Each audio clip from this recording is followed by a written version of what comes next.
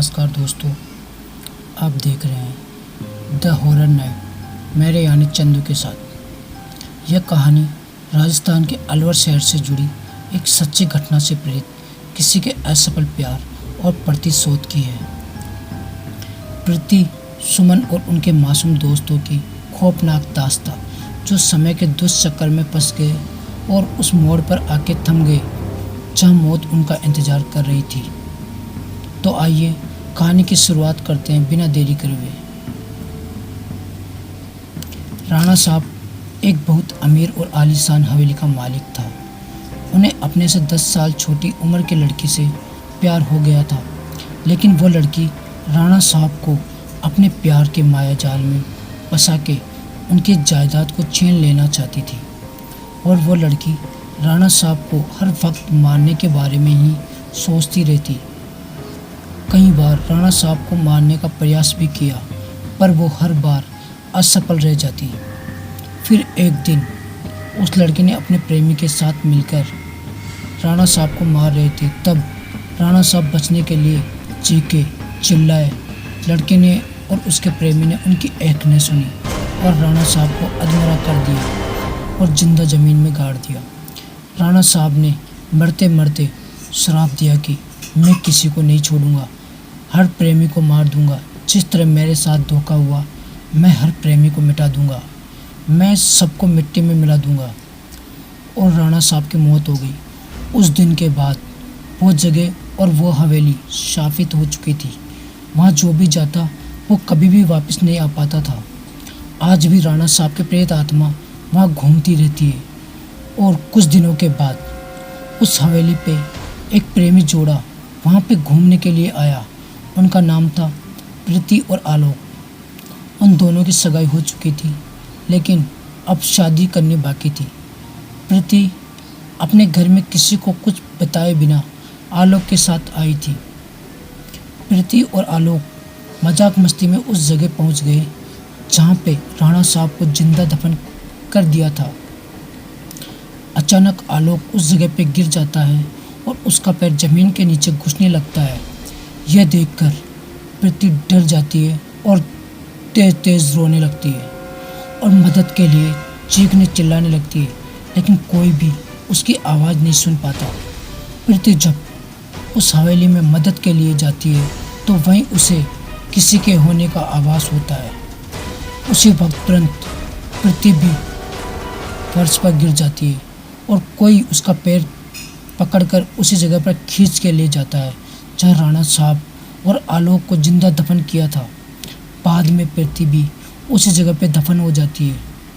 और फिर कुछ दिनों के बाद जब प्रीति अपने घर नहीं पहुंचती है, तब उसकी बहन सुमन अपने पति राम और कुछ मित्रों के साथ उसे ढूंढते हुए उस हवेली पे पहुंच जाते हैं जहाँ पे उसकी बहन को जिंदा दफन किया था। राम एक पैरानॉर्मल एक्टिविटी का एक्सपर्ट है और जब वो सब उस हवेली पर पहुंचे तब राम को पता चल गया कि यहाँ पे किसी बुरी आत्मा का वास है। उसने सबको सूचित कर दिया। उसी रात को उन सभी के साथ कुछ अजीबोगरीब घटनाएं होने लगती है, जैसे कि नल से पानी टपकना, अपने बेडरूम में मिट्टी का आ जाना, रूम की खिड़कियाँ अपने आप हिलने लगना, किसी के रोने की आवाज़ आना, चिल्लाने की आवाज़ आना। यह सब देखकर वो सभी डर जाते हैं और उनमें से एक भागने की कोशिश करता है, लेकिन राणा साहब की प्रेत आत्मा उसे भी पकड़कर जिंदा दफन कर देती है। और अगले दिन जब उन लोगों को पता चलता है कि उनका एक साथी गायब है, तब वो लोग और भी डर जाते हैं। लेकिन राम बताता है कि हमें यहाँ से बाहर निकलना है तो हमें उस आत्मा को बुलाना होगा और उनसे पूछना होगा कि आखिर वो चाहती क्या है।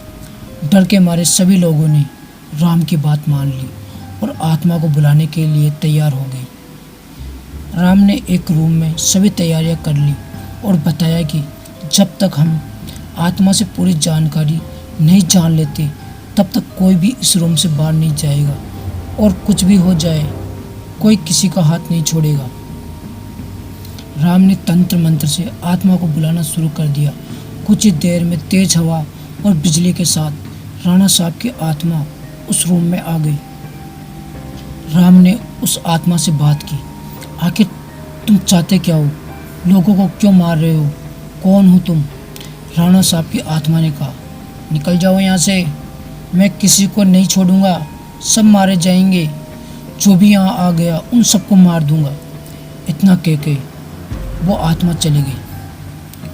फिर उन लोगों ने बाद में प्रीति की आत्मा को बुलाया और पूछा, आखिर तुम्हारे साथ हुआ क्या था? प्रीति की आत्मा ने उन सभी को सारी हकीकत बता दी और बोली, मुझे राणा साहब ने ज़मीन के नीचे दफन कर दिया है, प्लीज़ मुझे यहाँ से निकालो।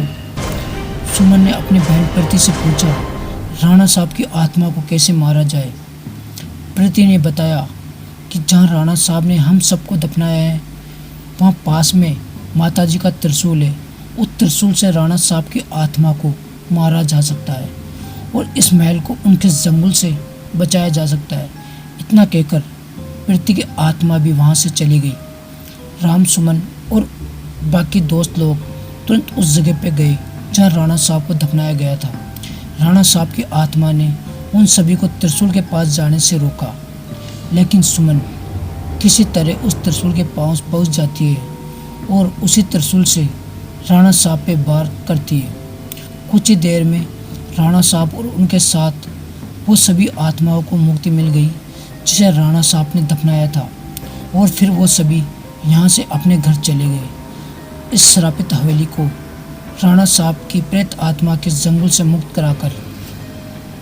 तो दोस्तों, आपको यह कहानी कैसी लगी प्लीज़ हमें कमेंट कर ज़रूर बताएं और वीडियो को लाइक, शेयर और चैनल को सब्सक्राइब भी करें। तो मिलते हैं एक और ऐसी ही नई भूतिया कहानी के साथ। तब तक के लिए धन्यवाद।